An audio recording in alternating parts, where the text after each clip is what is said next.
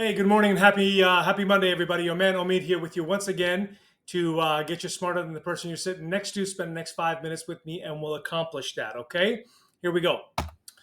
Kind of a funny marketplace. I want to acknowledge some of you who have called me who said, "Hey, I see the market is getting better. I see that job numbers are coming in lower. I see unemployment's higher. All of that is weakness. How come we're not seeing a bigger improvement in mortgage rates?" And you're right. We had a great couple of days of pickup there last week. You can see that. And since then, what we have now is this kind of this pent up pennant formation that's happening. We are very much so oversold in the bond market, which is a little bit scary because usually when this happens, then they do profit taking and they get out. But really, the biggest cause behind this is that while we weren't watching, the government went and ran and added a 400 billion. That is with a lot of zeros. How's that? So this would be 400 million here. So three more than that supply of treasuries and flooded the bond market with this. And it had to be absorbed into the bonds. So although we are seeing weakness in the economy, which is good for bonds, they had to gobble up $400 billion of treasuries, basically IOUs, if you will, in order to kind of borrow money to pay and add to the national deficit. You ask where these things came from. I'm going to stay far away from any opinions, but I'm just going to report it to you. 150 billion of that came from student loan debt forgiveness, and another 70 billion dollars went to the FDIC to help banks in these times of higher interest rates because they're not making as much money. What did that do to rates as of last week to this week? Very, very flat, right? And so we did receive some good information. Right now, we should have an average probably sitting 6.75 or something like that nationwide. But now we're still at this 702 number versus the 704 from last week. Good news is that the market's kind of holding steady and looking for the next sign. As always, if you find this stuff informative, and I would ask you to please share it with one person. This is the way that we're going to be able to move the needle here, is by getting people educated as to what's happening out there and why. Let's talk a little bit about what's going on this week. Case-Shiller Home Price Index, FHFA Home Price Index. They both show real estate appreciation. Some of you have asked.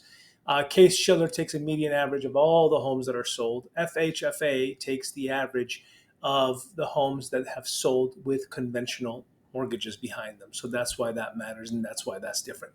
New home sales report comes out on Wednesday, and my bet would be that we're going to see a lower number. A lot of you on this call who are real estate agents and or builders have called me over the last week asking what's going on out there, because there's not a whole lot of activity out there that we're seeing, and a whole lot of shoppers. And really, at the end of the day, you're absolutely right, and I'll show you some charts and graphs to show that. But we need to kind of hang in there and go forward, because things are going to get better, but maybe not quite right away. Okay, initial jobless claims comes out on Thursday. That'll be interesting to see. The final Q1 gross domestic product number, after they're down messing with it a bunch of time, comes out, and pending home sales also comes out. Now on Friday, personal consumption expenditure, the Fed's favorite measure of inflation, will be released. My guess is that we're going to see it 1 or 2 points less than it was last month. Last month it was at 2.8. I think we'll maybe see hopefully 2.5, 2.6, something like that. And that will give more fodder, hopefully, for the Federal Reserve to see that they've overcorrected on this thing. I still maintain we're going to see one Fed funds reduction this year, and that's it. And as far as timing goes, really, I think they're supposed to be non-biased, but I think it's going to be around that election time. Now, a piece of good news here, which I think is going to be kind of cool. We have dialed in our medical professional loan. So for all of you that are watching this, who are medical professionals, DOs, MDs, physicians assistants,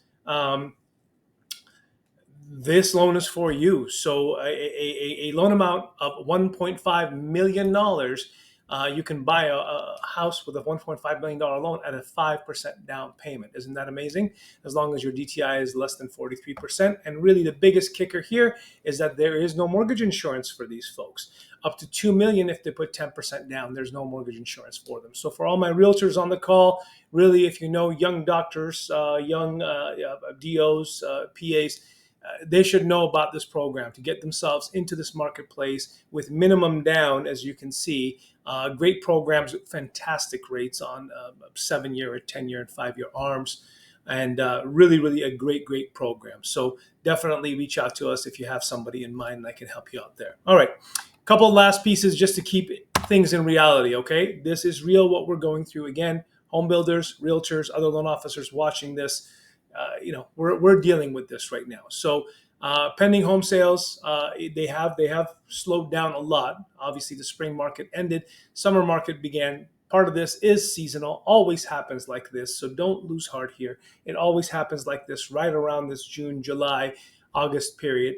But home sales are certainly very low. And last but not least, Fannie Mae has trimmed their forecast for home sales and origination values from the original 4.8 million down to 1.3% annual gain from the previous 2.8%, as you can see there. So what does that mean really? That means that we need to be that much sharper on our game. It means that we have to be able to get in front of our buyers that much quicker.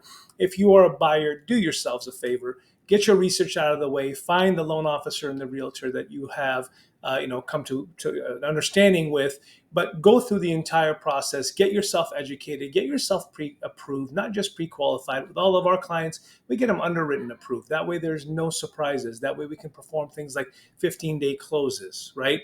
All of these things will make a difference. There is a way to make things more affordable. I know I sound like a broken record and a shameless plug here, but call me. Call me and I will show you and teach you exactly how to achieve a rate in the 4s and the 5s. It's still available. It's still out there. And let me show you how to do that. Okay? Have a fantastic week. Hang in there. Things are going to get better. Things will speed back up soon enough, but we just have to stay diligent and continue to provide value. Okay? Cheers and chat with you soon.